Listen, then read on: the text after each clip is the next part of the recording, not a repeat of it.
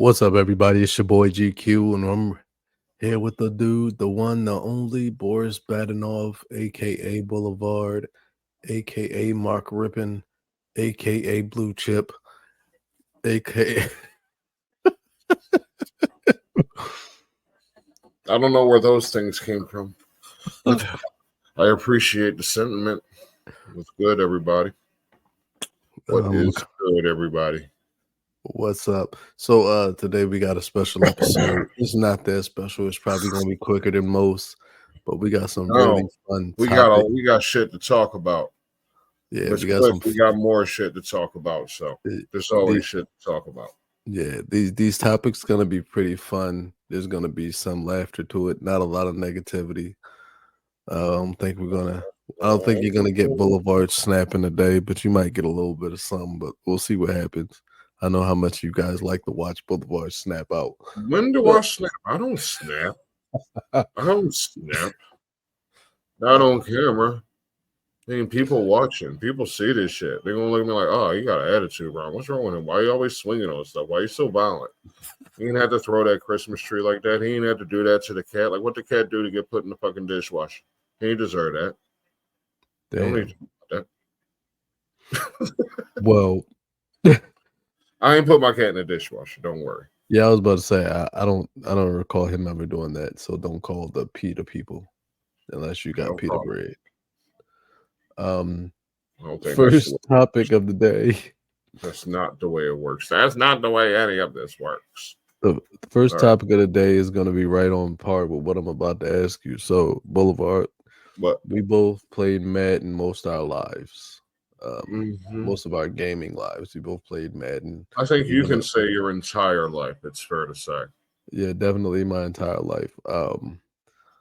So when you went to pick players, do you care about their ratings or do you care about certain different attributes that they may be able to pick bring? Them for what? What do you mean? Like free agency and shit like that? Yeah, is it like, are you looking at them by name or are you looking at them by like their ratings? Since the very for what I'm looking for in the moment.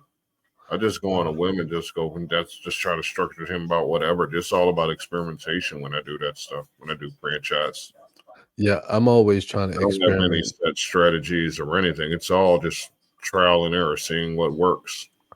Yeah, I like to go after. I try to get the youngest and the worst players and see how successful I can be with those players.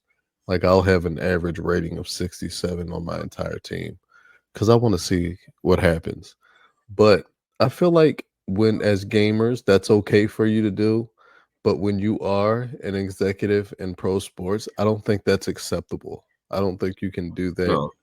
And that leads us to the Madden strategy is not sound in professional football. No, Madden is not going to help you very much. It's very telling because something that you've said for a very long time, the Jets are always going to be the Jets. This is why the Jets don't win. And it's been revealed that the Jets owner, Woody Johnson, he goes about signing in free agency. I think it was free agency or just any type of signing. He goes based off of Madden ratings. I'm not sure if I'm wording the story. You're definitely not wording his story right. Did you read it? I did read it. I might have like glanced over it for a little bit. I was at work, so I didn't really get that. Could you enlighten us? Okay. Yes. Okay. I'll just go straight from the damn story. Woody Johnson had the chance to trade for Jerry Jeudy. This is all based on a story that was in The Athletic. Okay. Like you can go find it. You can go Google for it. It's behind the paywall. I'm not giving you the link. But he had the opportunity to trade for Jerry Jeudy earlier this season, but he declined it because his Madden rating was too low. He said that after it was discussed to him, he immediately got on his phone and started texting someone. This is going to come into play later on in the story. Okay, because I mostly just took down quotes because I was still going through the story once, giving it another once over. But there were meetings that Woody had with other players involved with the organization, and he had his sons in there. His sons were teenagers at the time, and one of the coaches actually said he had to answer to a teenager after he left the organization. That was what it felt like. He had to answer to a teenager. What kind of situation is that when you are a grown man in $1 billion organization, but you have to answer to a teenager? Like a player with the team last year said, quote, there are organizations where it is all set up for you to win. It feels completely different. With the Jets, it's the most dysfunctional place imaginable. They're like, the Jets are going to jet. The day the Jets acquired Davante Adams, I'm just taking little bits and pieces off of this article. Woody Johnson is credited as saying, quote, thinking is overrated. That's pretty damn on point with the things you see in this damn thing. Apparently, he was determined to get Mr. Irrelevant because Brock Purdy had been Mr. Irrelevant. This is this man's logic. How can you win that way? I mean, he's way too involved with the play of the game, the players. As the owner, you have a say, but you're just really supposed to get the hell out of the way for one. But they say he's way too involved with the situation. And as the owner, I mean, how much should your opinion really be valued at draft time? Because you don't know what's going on. You're not that kind of person. Your knowledge is in other areas. Yes. And that's where it should stay as an owner. I mean, you shouldn't be getting involved with decisions and you don't have enough knowledge on it. If you're going to your kids, you're not even college graduated kids. They don't even understand the whole nature of the business or anything really when it comes to football, I assume. You're going to them for advice. You're going to your kids for advice. And your kids are giving you advice based on Madden. The fuck? Make that make sense, GQ. Make that make sense to me. I can't because I told you what my logic is when I go into Madden. It's like I go after the worst of the worst. But have you ever got the Jets to a Super Bowl on Madden? No, I refuse to play with the Jets. I refuse. But it's just like there's just certain things that you have to leave out of the game, like there's a reason why Madden is a video game and real life is real life. Mm-hmm. Because if I were to become a head coach or GM somewhere on any level, I'm not looking at Madden ratings. Right. I probably won't pick up the game. I'm damn for sure not asking my child who I should pick up. I'm never doing that. I'm going to trust the people around me that are coaching and they run the day-to-day operations. I'm trusting those people. Because unless Woody Johnson is planning on grooming his sons to come in and become scouts, which they'll be horrible at it. Just right. It's based off of that them logic. in as something. I don't think you should be bringing them in as scouts. It's let them at least go get a damn education first. Yeah, that's all I'm saying. Let them go learn something about the damn sport. It sets such a bad precedent because I don't think this article is necessarily going to put a lot of negative. It's going to have its negative spin, but there's going to be some other owner that's going to think, "Why didn't I think of that?" And on what? There's nothing logical on their behalf as an organization that change your mind and say that's a good way to do business. It's the Jets. Yeah, but there's nothing about that organization that's necessarily successful. It's the only thing that helps them is their location. But like this was the thing I was talking about with the damn teenagers and shit. Like when you're discussed, this is a quote. When they're discussing things, actually, let me start here. For some Jets employees, the son's increasing involvement clarified their son's propensity for sharing posts from Twitter, because I'm not saying X, and articles from various outlets, including a blog called Jets X Factor, with the organization's top decision makers. But when we're discussing things, you'll hear Woody cite something that Brick or Jack, his children who are 18 and 16, you'll hear Woody cite something that Brick or Jack read online that's being weighed equally against whatever opinion someone else in the department has. Joe Douglas says, I answered to a teenager, Douglas quipped people close to him before the season in acknowledgement of the perceived power dynamic. Another example came when Johnson of the Madden shit came back when Woody Johnson pushed back on John Simpson due to a lackluster awareness rating in Madden. All right, you can continue talking. I just had to get that part out there because that's nonsense. It's absurd. I don't understand. From an ownership standpoint, like you got to understand that knowing that this is what you're coming into, nobody's going to want to come to that organization. I refuse to come work somewhere where I feel like a child is going to tell me how to do my job. Right.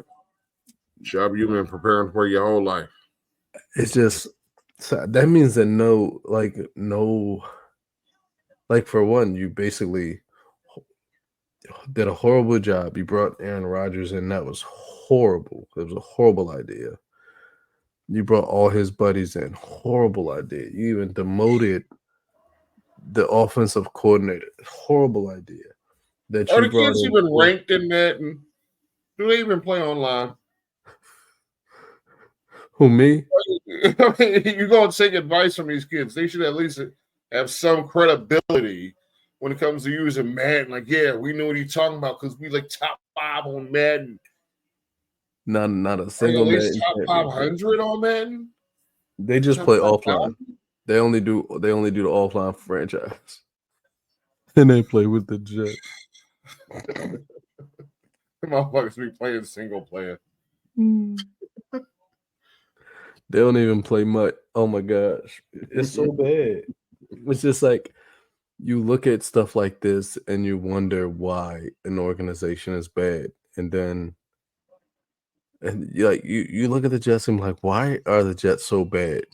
And this is like we talk so much about how owners get too involved in the day-to-day operations of a football team, and you realize like, why are these teams so bad? Because you sit there and you say, like, you look at Adam Berry and Kevin Stefanski.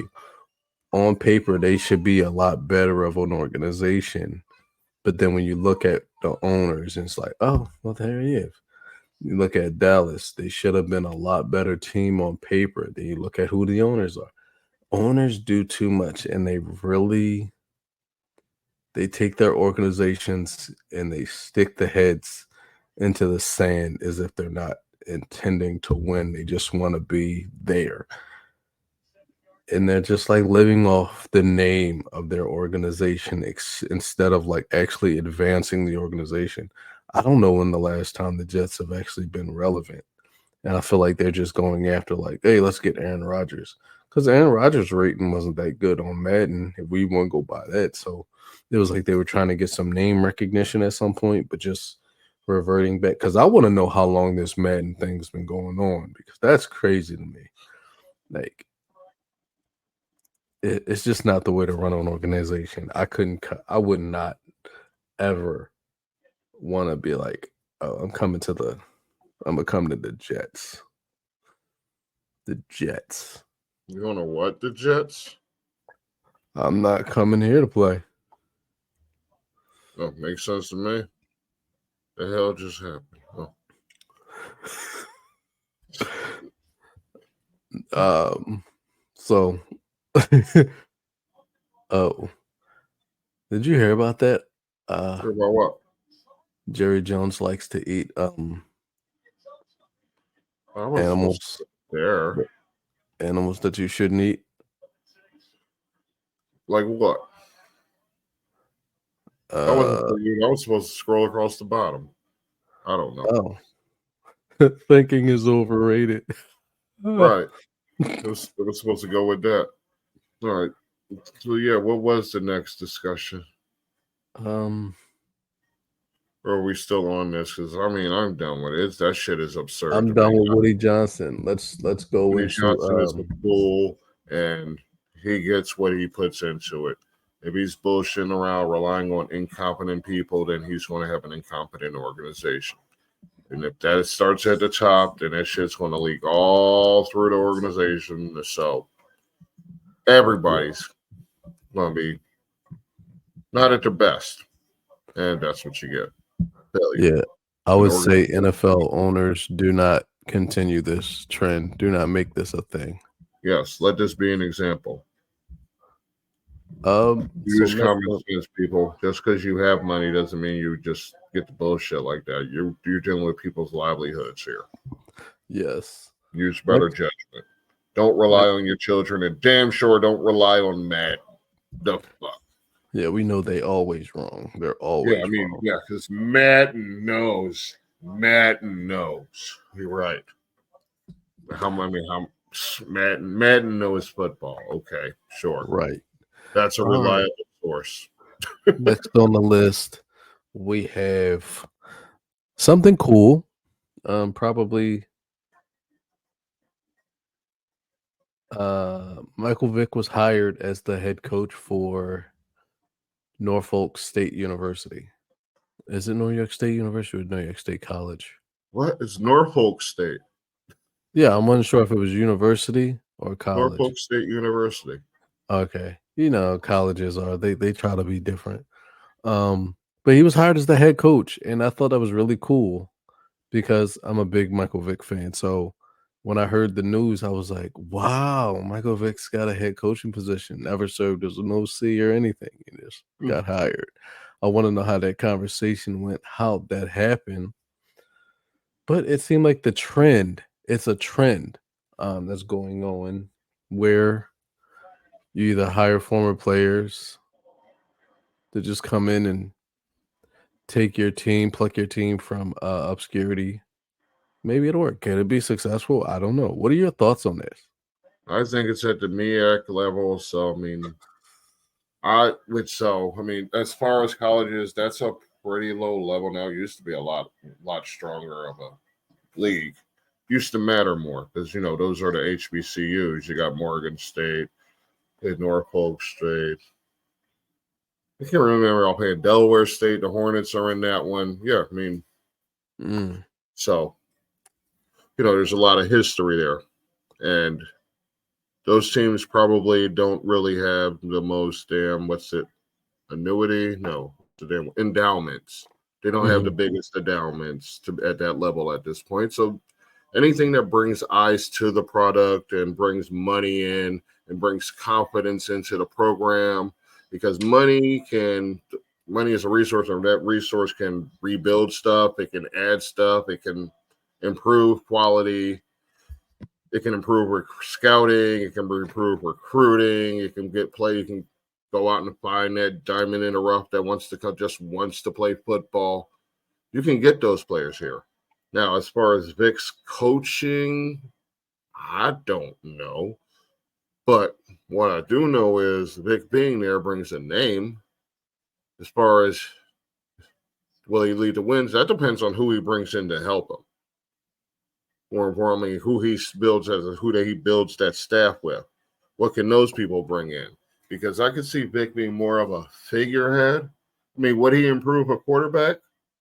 I don't know, because he wasn't necessarily known for his work ethic at the time. Until really, I believe when he got to Philly, he actually started putting in the work. But he coasted for a lot of his career. Now, am I against the idea? Hell no. I love it. I'm all for ex-players coming in to these smaller, especially these HBCUs that need the attention, that need the kids to come back, come play for them, instead of getting caught up in all of this NIL bullshit, which is just, I'm not going to say it's destroyingly, because it's all good and well, but the problem for a lot of them is the players are getting the money, not the adults. But there's got to be an alternative, because not every kid is going to make six figures off an NIL. There's got to be an option for those kids too. where they can get attention, get eyes on them, and they can possibly move forward. So, you can probably play the transfer portal a little bit with these 2 stars, these 3 stars that are just looking for a spot. Bring them in. You can build it. It's possible. I don't know if Michael Vick has the personality or the determination to do it, but I have no reason to not believe it. I mean, I wish him the best. I hope he actually puts the damn work in and doesn't bullshit like he did in Atlanta, just coasting on his damn laurels and his name.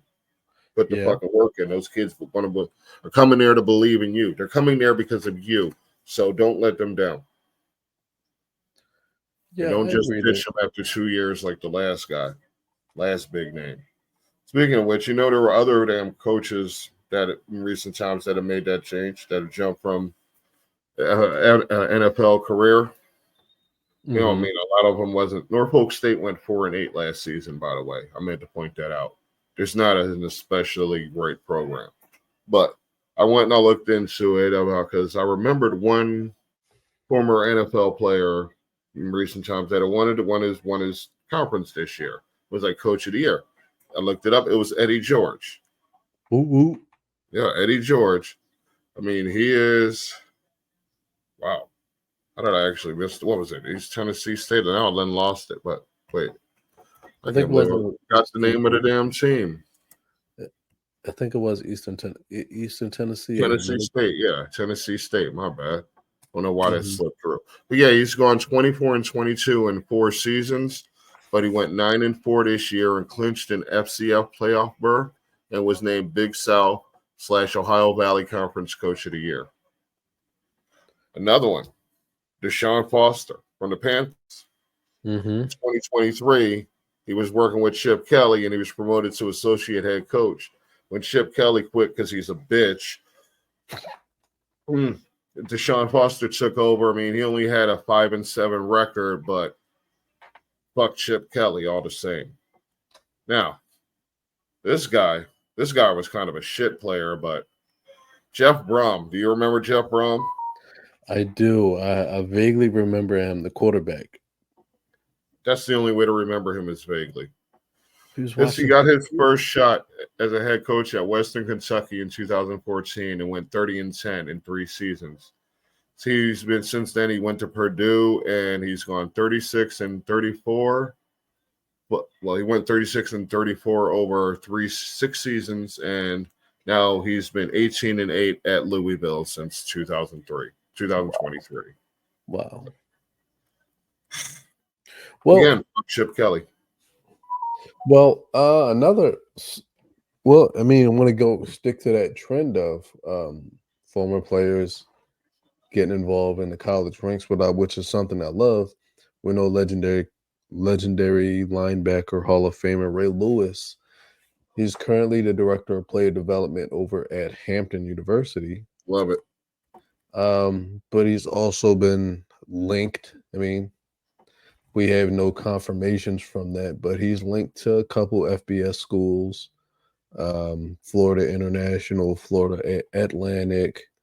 I mean, there's nothing to confirm any of those things, but we've known that Ray Lewis has stated that he's interested in getting back and coaching the game.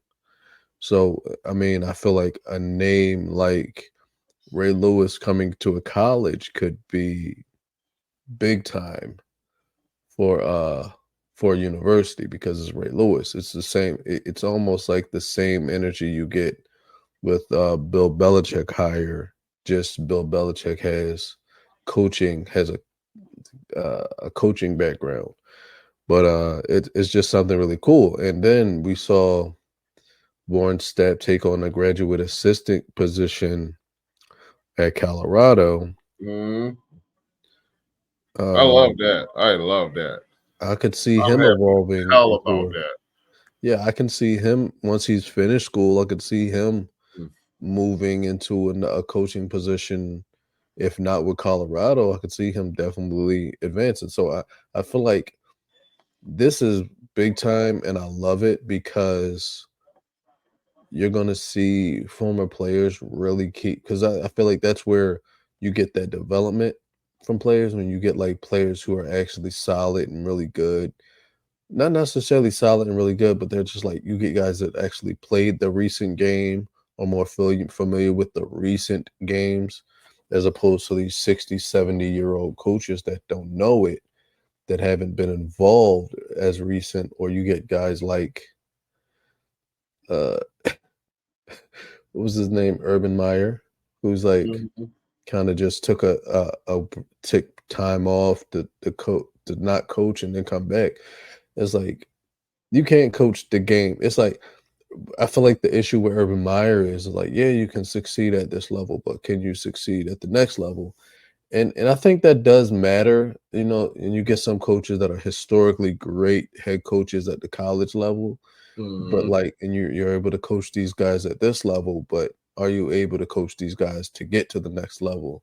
And I think that is actually something that a lot of people don't ask, and I think that's where these guys that actually played at the next level, those skill sets are actually those experiences could help those players in a sense. Coaches at that level aren't coaching players to get to the next level. They're coaching to win games in college. It's like Yeah, it's and still on the player to put the work in to be capable of getting to the next level. I agree with that. I agree with that, but I think that also having like a guy who's actually played at the next level to actually give you Yes, some that makes a pointers, huge but it's because like you got a guy like Michael Vick. Michael Vick has seen the big contracts. He's seen the big contracts at the next difference. level. Yeah, He's seen the adversity at the next level. That's somebody I'd listen to, yeah, because he can actually teach you something that a coach that's never been at the next level is going to be able to teach me. Like, well, I've only seen the college level. I've only coached at the college level. I can't really tell you what's going to happen at this level because I've only played at this level and only coached at this level. So that's just one of the things I was thinking, because it's just right. like that's big. It's a really important thing for a young player. Not to knock guys like Steve Spurrier. I mean, I don't know that he has the personality that Dion has, where people will rally around him or Oh, to him Dion. like Dion. Well, Dion's a whole different animal. Like Dion is the guy that if you get the opportunity to coach under Dion, that'd be Mhm. great because he just has a certain energy about him, and I think that's just the culture of just being Dion. Because Yeah, I'm saying Dion like looks he at draws the players in. Players want to come play for him. I yeah. don't necessarily know that Vic would have the same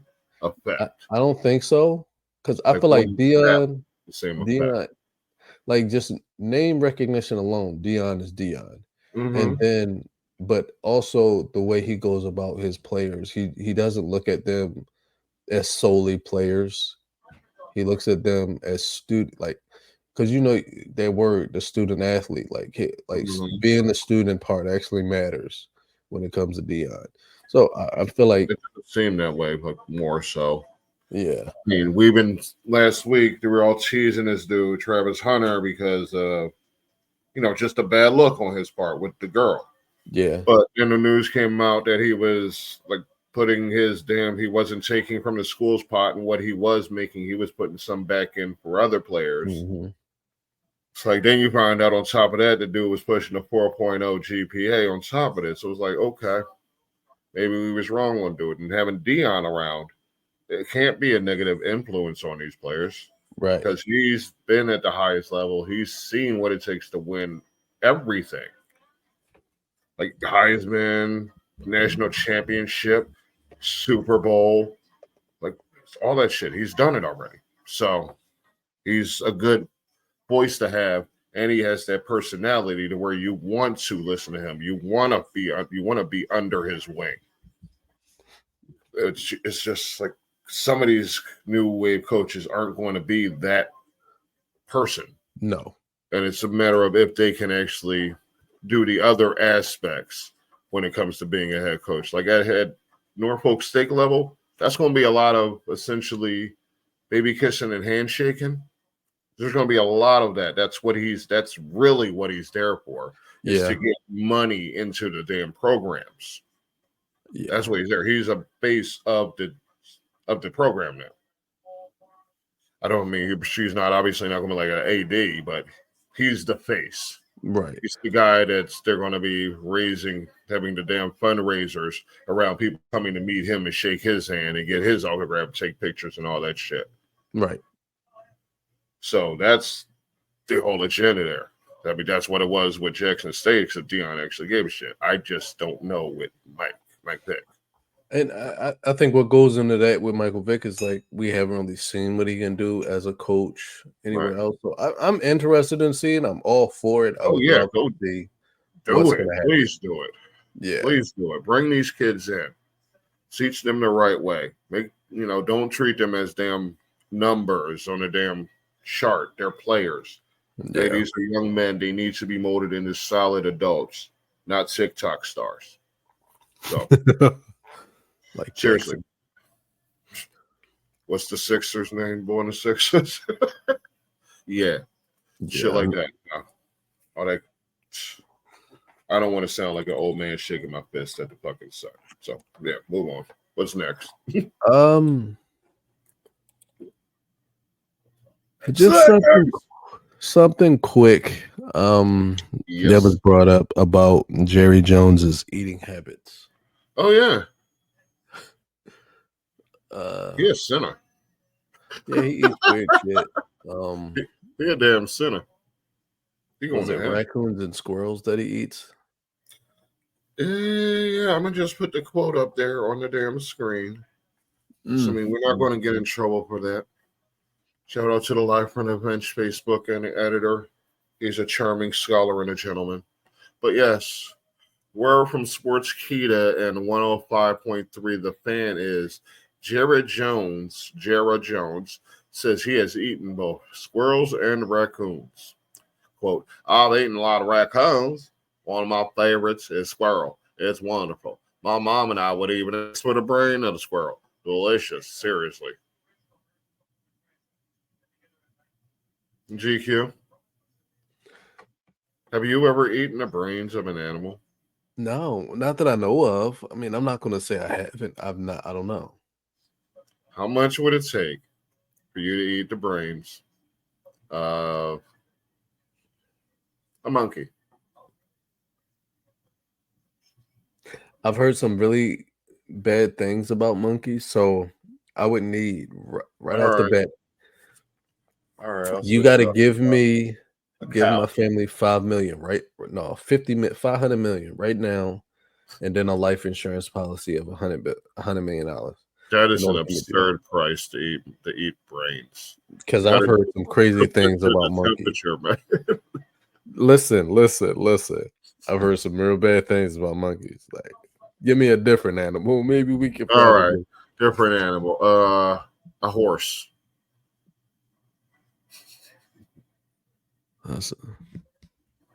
Do horses even have brains? That's a stupid question.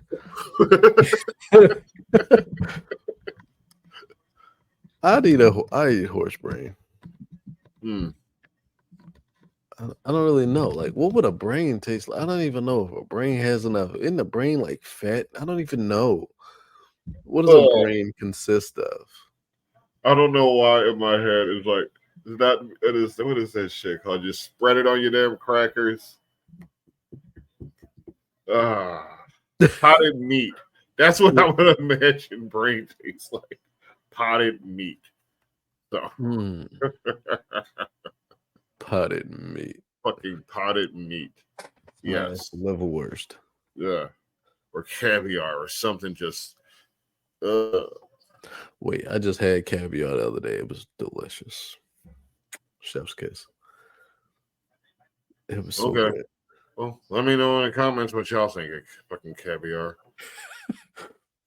Go ahead, eat babies, nasty ass sinners. It was delicious. I would do it again if we get a chance to head out there. Man, it's a 10 out of 10 would recommend.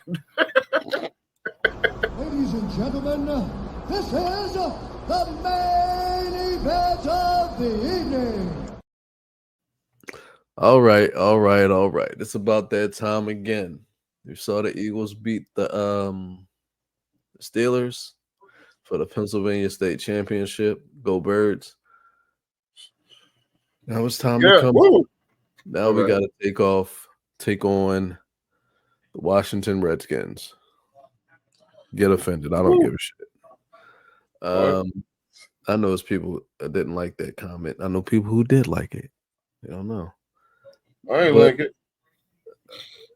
Eagles We're have an the opportunity to pull in front, pull ahead, pull ahead. to do you pull mean? ahead in the NFC. They can take the number 1 seed this week.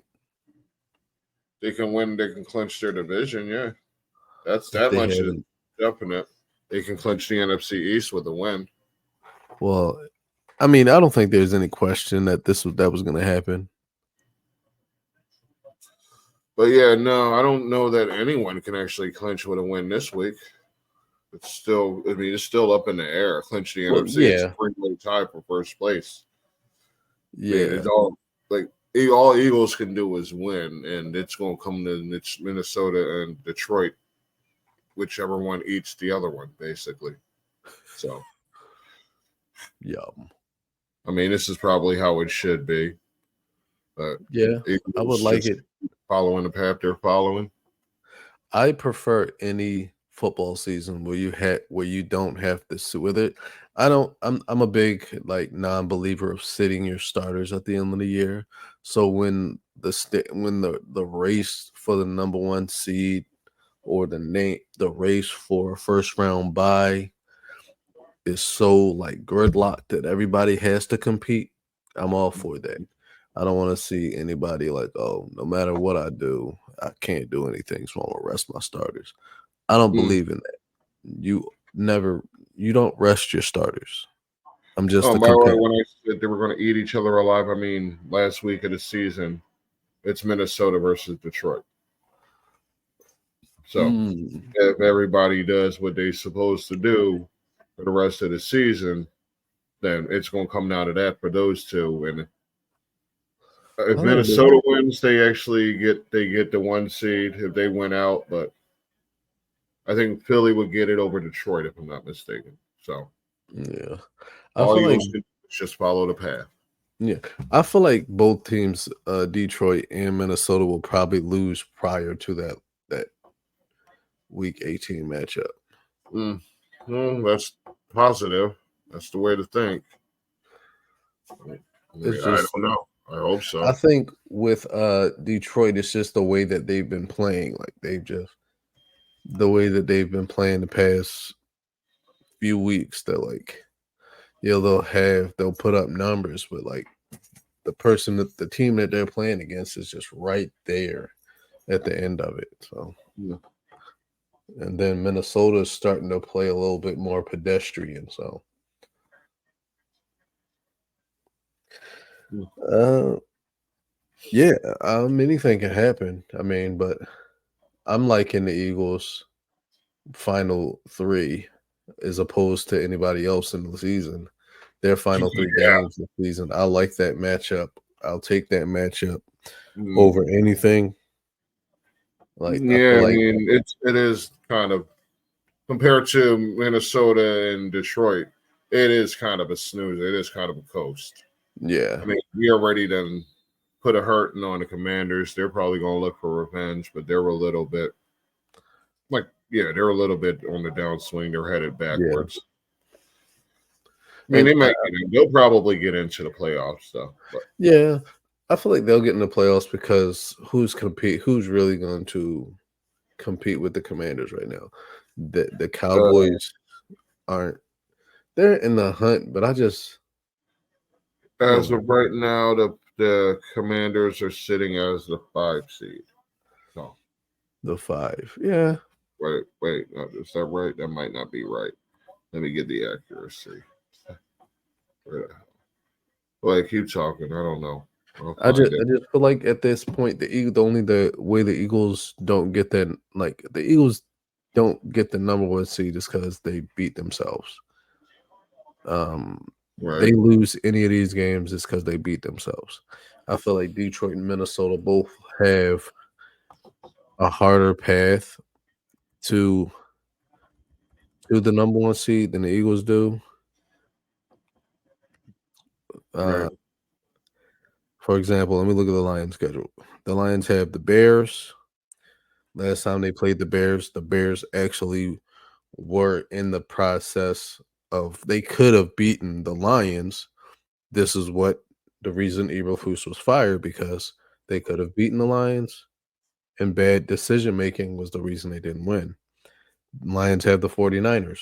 The 49ers are they're playing like they wanna still compete.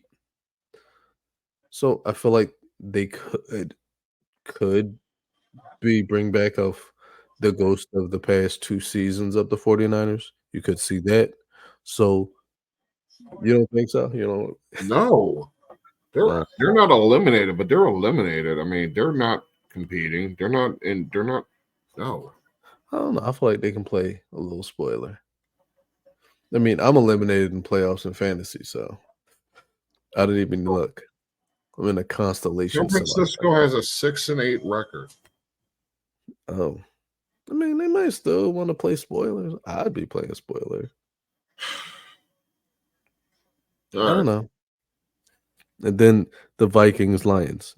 That's the game that we're thinking about. So if the Lions do win their next two, Minnesota could play spoiler to them. The Vikings, the Vikings have a much harder path to success. Maybe I don't know. I feel like they're both in the same boat. Vikings have Seattle. That's a talk. I don't know. It could be a hard fought game for Seattle, but Seattle's kind of playing like dog shit, so could be a win for Minnesota. Who knows? Bears. No, wait. What am I looking at? What am I? Hold on. The schedule is kind of weird for me. Okay. The Vikings have Seattle, Minnesota, and Detroit. That's not easy at all. Well, I mean, it's a harder path. Is like I would take when you're playing the betting game, you take the Eagles all the way.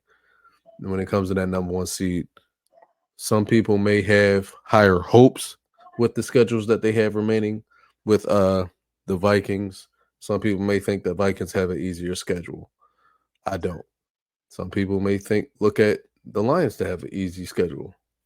I don't think it's going to be that easy. I feel like they have a lot more competitive rosters that they're competing against than the Eagles do.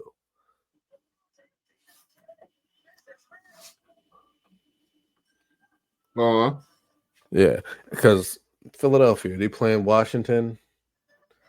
Washington, Washington will probably come out ready to compete. They'll come out, they're ready to play. But I feel like that thing that most rookies hit, the rookie wall. I feel like Jaden might have hit it. He's gonna instead of him playing lights out, he's probably just playing very pedestrian. Just regular rookie football. That's what I feel like Jaden Daniels is at in the past few weeks. He's just slowed down. He's kind of on a decline, not necessarily a decline. He's just leveling out to like rookie status. Still rookie of the year. I still think he's rookie of the year. But I yeah, feel like he's actually been great the last 2 weeks. really. Yeah. So maybe it's just the Commanders team. I don't know. Because The Commanders haven't been bad the past couple weeks. They're still in contention. They're 9-5. They're doing well. They're not a bad team.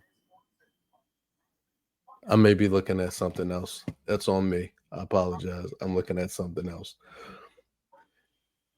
But the point is, what I'm thinking is that they'll come out and compete against the Eagles. This is not. It's not an easy game for the Eagles. The Eagles can't overlook the Commanders. I mean, you can't overlook anybody, but they can beat Washington against the Giants. I'm not concerned. I'm not concerned about the Cowboys. I'm not concerned about the Giants. Where it's the Lions and the Vikings, they probably have a tougher fight their last 3 weeks of the season. All right. Well, I guess I'll give you some stats for this game. Eagles are a 3.5-point favorite. Over under is 45.5. They can clinch the NFC East with a win. 6-1 against the spread on the road, second in the league. Washington's 0-4 against teams with a winning record. Philadelphia's 5-1 against teams with a winning record. That's the league's best. Philadelphia averages 97.6 more yards per game than their opponent. Best differential in the league. Over the past 5 games, only 21.6 of the Washington passing plays have gained 10 or more yards, ahead of only the Giants and the Jaguars. Ass. Since the Week 5 play, the Eagles have allowed 21.3% of the passing plays against them to gain 10 or more yards, the lowest rate in the league. So, that's something the Eagles are good at versus something Commanders are bad at. Philadelphia has allowed a league low 4.2 yards per play over that stand. Dominance. Now, what it's going to come down to, Washington has a better pass defense at home. They allow 6.1 yards per attempt and a 56.3 completion rate, still having allowed a 5.1% touchdown rate. They rate 28th in passing points per attempt. And when fail to pressure the quarterback, they allow a 5.6% touchdown rate. All right. Jane Daniels has multiple passing touchdowns this week. We've only seen Jane Daniels face 2 top 10 defenses this season. One of those was the Eagles. In that game, he only averaged 3.6 Daniels said air yards per attempt, his lowest of the season. Threw the ball 34.4% of the time to wide receivers. Again, his lowest rate. His top 2 pass catchers from the game were Eckler and Ertz. All right, those are your nonsense stats. Now for shit that actually matters to you. Actually, that's it. Because, you don't need to go through the Ertz stats. I go through those every season, every week. We know he's sharp when he's not being pressured. So that's what you do. You keep him free to get to read, to make the moves, to do what he needs to do, and you give it to Saquon. It's that simple. At this point, it's obvious what the Eagles do best and their formula of winning. So you give it to Saquon. You let him carry it. You just pound the damn ball, wear out the defense. If they try to come up and pressure, you can use your receivers, of which you have 2 very strong receivers. I can't break it down into strategically or nothing like that because I'm not going to pretend that I understand that much. Okay. So they do know what they do best. But I'm not going to put myself out there being all wrong. I don't know. I don't mind doing it. I don't even get to see most Eagles games. I live all the way the hell up here. I get what I can. So I can't pretend to be an expert on their strategies, but I know what they do well, and that's they have 2 receivers that are better, that are good at yards after catch. They have a running back that will get a bunch of yards before you even get a fucking arm around. He will break away. He tends to break tackles. He's shifty-footed, and he can catch the damn ball. He can make plays out of the backfield. So, not going to, what more do I need to understand? Something I wanted to point out about the Commanders. I feel like I don't know if it's actually a true stat or something that's strictly true, but I want to know if somebody out there is watching. If you're smart enough and you know this information, has the Commanders' pass defense gotten better? Was it the Emmanuel Forbes release? Yes, they're better since Forbes is gone. Yes. Okay, so that's the question. That's okay. I just wanted to know if I was the only one that noticed that. Go get actual numbers for you right now, though. Yeah, I don't really want to do this season, last season, but since you're specifically asking about the pass game. They are 4th best against the pass this season. Yeah. So, they're much improved against the pass compared to the disastrous, fucking sleeve that was their defense last season. I would feel bad to know that I was the reason behind it. Yeah, they went last against the pass to 4th best. Then you can point your finger to Forbes. He definitely played a hand in it, or you can just point to the fact that they got a better person taking charge of that defense. They're in better hands. They don't have Ron Rivera phoning it in. I like the way that sounds. He was obviously phoning it in last season. I mean, what the fuck? He knew he was gone. We all knew he was gone. He's probably gone if they won 10 games. It was done. It was just that situation needed to end. He was gone at the beginning of the season. Yeah, kind of like Woody Johnson over there running the Jets. He needs to get the hell out the way and let somebody capable take charge. Like, you're the owner. You can just go be the damn owner. You don't even You know need what's to be funny? I don't think it's probably something I've never thought about until just now. Ron Rivera was fired twice on franchises, at least twice, after coaching franchises once they got a new owner. Makes sense. Yeah. Intense. They got a new owner. The Panthers got a new owner. They fired Ron Rivera. Commanders got a new owner. Fired Ron Rivera.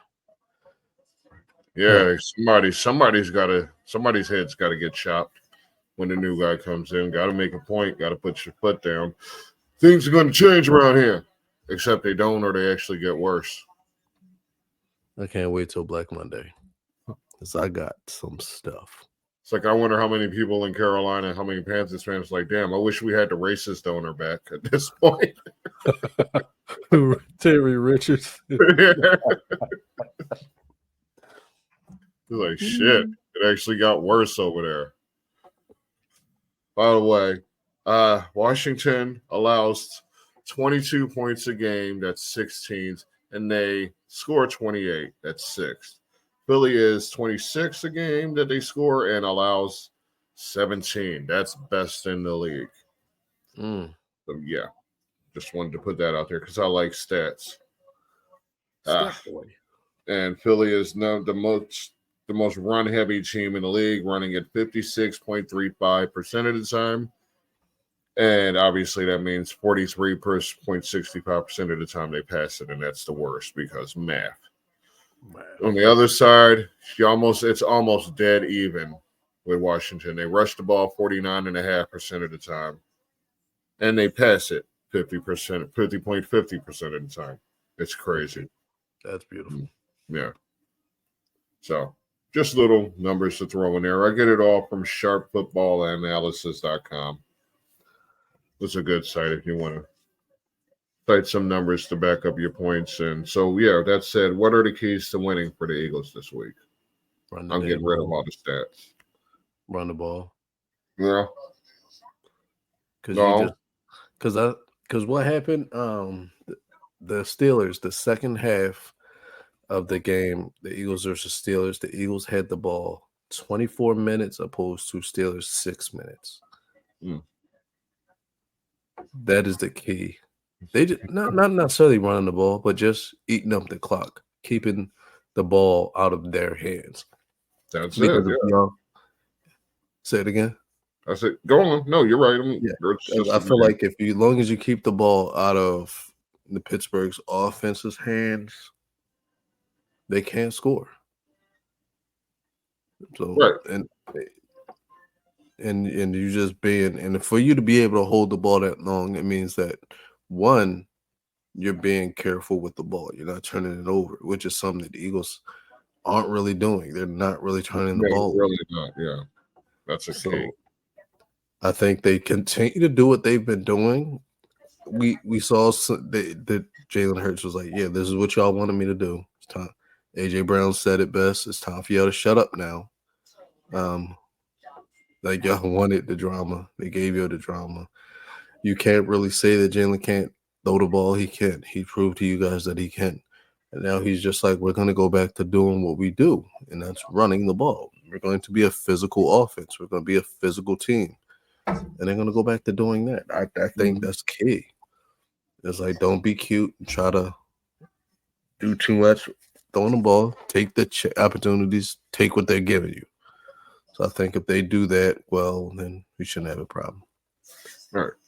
By the way, Eagles are +3 in point differential. They've given the ball away 13 times, 5 picks, 8 fumbles. As long as they stay on the positive side for the most part. That's all we ask. Keep the shit to a minimum. So where are we now? What was I looking for? Fumbles. Oh, what's next? What's next on this topic here? OUs Oh, okay. plus minuses. I don't You know. got it. Oh, you got it. All right. All right. Sorry, scrolling down. Okay. Over unders. We should get a thing for this because it's an every week thing. Over under 200 yards passing for Jalen. Yes. Meaning you want me to give you a number? I'll say he'll get probably high or low. Yeah, whatever. Go on. about 215 over. Okay. I'll give him over 200. Yeah. So you think that means over under 125 rushing for Barkley? Yes. He's gonna get. I say he'll. I wish there was like an equal because I think he'll probably hit the 125 mark. There is no equal. It is either over or under. Okay, I'll go over. He'll get that mark. Yeah. Yes. Over. This one I know is a stretch, but any receiver on the Eagles over 150. No, I'm gonna take the under for all the receivers. Damn.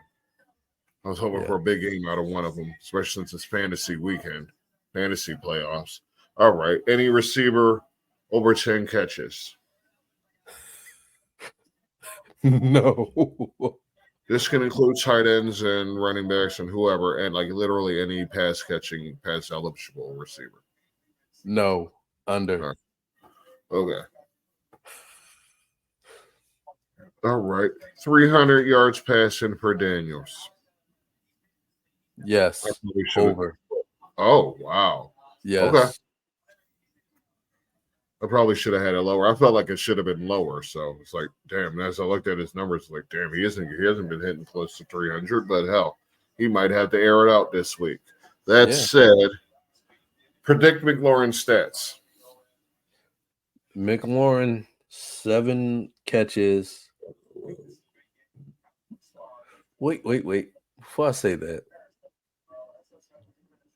if Slay is guarding him, 7 catches for 90 yards. My cat just puked. Nasty motherfucker. Now, what did you say for McLaurin's numbers? If Lawrence being guarded by Slay, 7 catches for 90 yards. All right. And if Quinion, if he's on Quinion, 3 catches for 26 yards. So what's a happy medium in there? Let's go 5 catches, 60 yards. 5 for 60. All right. Now, over under 4 sacks for the defense. Eagles defense? Under. Okay.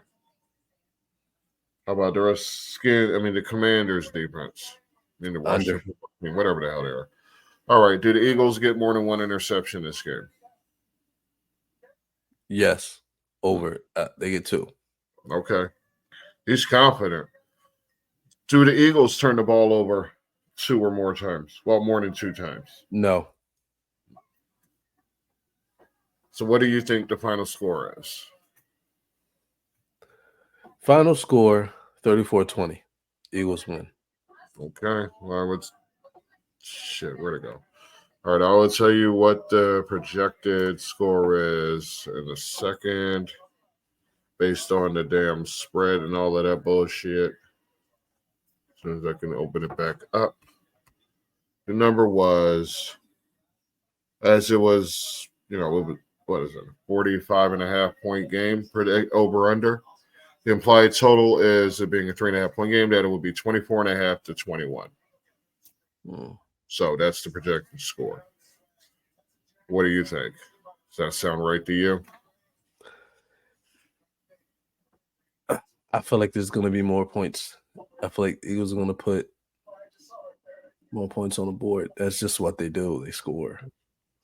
I feel like they're just going to come out there because they got to. I feel like it's going to happen. And if Saquon lights it up, Jalen's going to get his touchdowns. They're going to score. No. I would say, because I say it a lot, we just go back and check one thing. That's what I thought. Yep, this is a trap game. This is the very definition of a trap game. I said this the last time these two teams met. Only this time it's actually in Washington's house. So it being a close game, and that team being Washington, who, what was it, 8 points last time, I believe? And it was a challenge for Philly. They made Philly work for it. And this week will be no different. So I could see it being a 24-21. I could see it being lower. It all depends on how much Saquon gets the ball. I agree with that. I feel like and this is why I say that for the rest of the season, only the Eagles can beat the Eagles this week. The Commanders can't beat the Eagles. Giants can't beat the Eagles. Cowboys can't beat the Eagles. I think those teams cannot beat the Eagles. I feel like it's the Eagles that will beat the Eagles this year. Well, I mean, Washington could definitely spoil their streak. Yeah, I could see it happening. I don't see it happening, but it could be this week, being that they're on the road. It's the last road game of the season. They got a pretty easy ride from here, so this could be the week. Yeah, and I feel like it would take them trying to be too cute. Because that's what basically happened this past week. Yeah. Like, I wasn't happy that Saquon didn't go over 100 yards. That kind of bothered me. And I felt like still in pace, though. They didn't fuck up the rotation too much. Yeah. But it was just like, I get it. You want to make AJ Brown happy.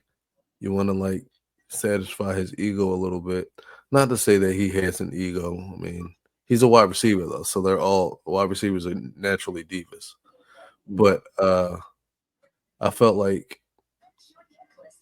you don't want to go out there and try to do the same thing. Like, you want to make sure that you run the ball first, pass the ball second. And I feel like if they focus on that, then we don't have any problems. I don't want to come in the game and then you just automatically dropping Jalen back 30 times. No, we don't need you to prove a point again this week. No. Exactly. That's where I'm getting at. No point needs to be proven. No. You made your point. It's like it says at the bottom of the screen, let's just keep the main thing the main thing. That's what the boss says. He means that shit. So enough of that. We got to prove this. We got to prove that. All you got to do is go out there, win. Okay? As far as we don't care if you win by 4, we don't care if you win by 40. We just want that W. Okay? Keep the streak alive. Get that bye week. And the fans will be there to hold you down all the way to February. Yeah, because we trying to hear "Fly Eagles Fly" after the NFC Championship game. Fight. Yeah. And to that I say to all of you, especially to what was his name? Woody Johnson? Woodrow Johnson of the Johnson & Johnson fortune? Yes.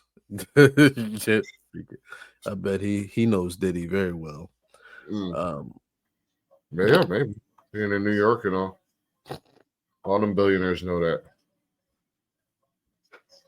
We can't all be starters. Ronnie. But Boulevard, let these people know what you know better than anybody else. What they can do after they like and subscribe this video. All right. Well, I believe that the game that's ended, the Chargers won. Chargers beat the Broncos, and whatever that means, I'm sure we'll be discussing at some point later this week. So, until that comes, till you get that episode from us, y'all can go sit back, take a shot, and hit the bench. Hit the bell.